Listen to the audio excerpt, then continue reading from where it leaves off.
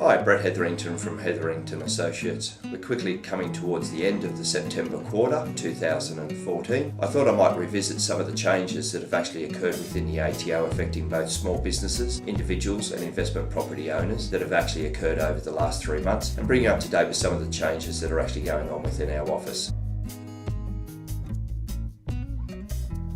Okay, let's just first start off with what's happening from a small business point of view. In past newsletters, I've actually made clients aware of the changes that have been undertaken by the ATO with their repeal or their turning back of the current concessions where you get a $6,500 upfront deduction for plant and equipment and also a $5,000 upfront deduction for purchase of a motor vehicle that is actually used for business purposes. Just to let you know and reconfirm the fact that the government actually has repealed that legislation through the Parliament as part of the mining resource tax changes. The only frustration we face at this very present point of time is originally the government would have liked to have actually repealed the legislation from the 1st of January 2014, and unfortunately at this point of time I haven't been able to find out whether that change actually does occur from the 1st of January or whether that's actually going to come from a later date. For those people that we're currently preparing tax returns for at the moment, we need to be aware that there is a change of legislation that may impact on the tax return that we've actually prepared for the 2014 year. We'll just keep you up to date on that one.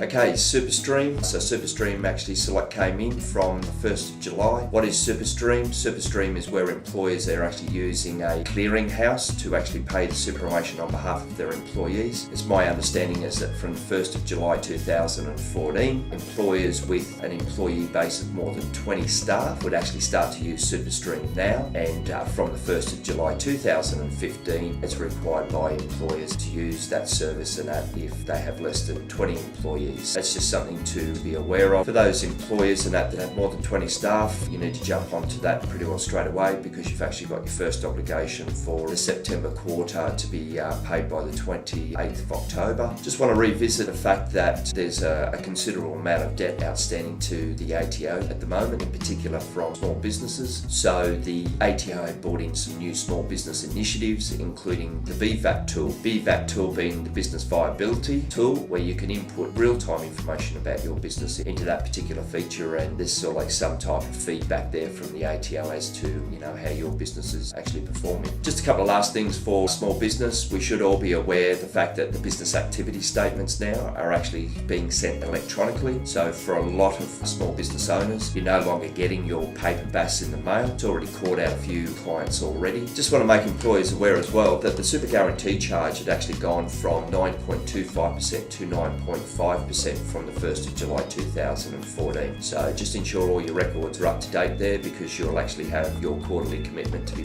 paid on behalf of 4-year superannuation by the 28th of October. Okay, and the last thing that I just want to cover off for the small business owners is very much the fact that the tax office is making representations to tax agents and small business owners. They're trying to make their systems and procedures a lot more streamlined, a lot easier for small business owners and tax agents to engage them to deal with particular problems and issues. I'd like to make a personal comment that I think that very much that the tax office will be a medium in the future that we will deal with more electronically and we'll deal with them less face to face. Okay, that wraps up small business for the September quarter.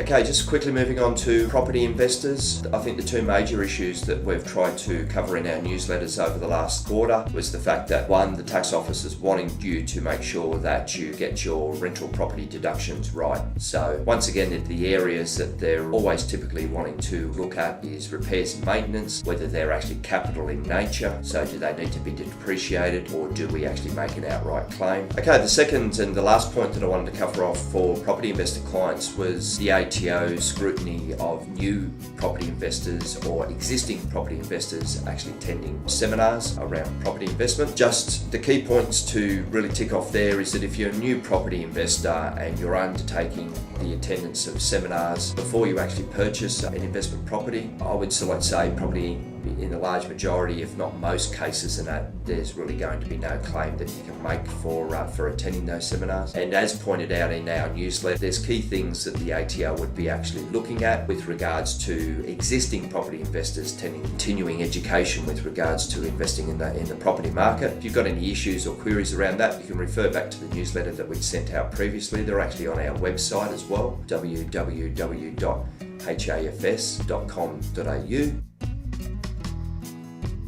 Okay, individuals, probably not really a lot in there for individuals over the last quarter, other than the fact, and as you know, tends to happen every single year, to be honest with you, and the ATO produces a list of areas that they're targeting, you might say, from an audit point of view. They want to scrutinise when individuals are lodging their income tax returns, and I suppose the area that they've picked on this year is predominantly around work-related travel and other work-related expenses, such as telephone, using home office, using equipment for business purposes.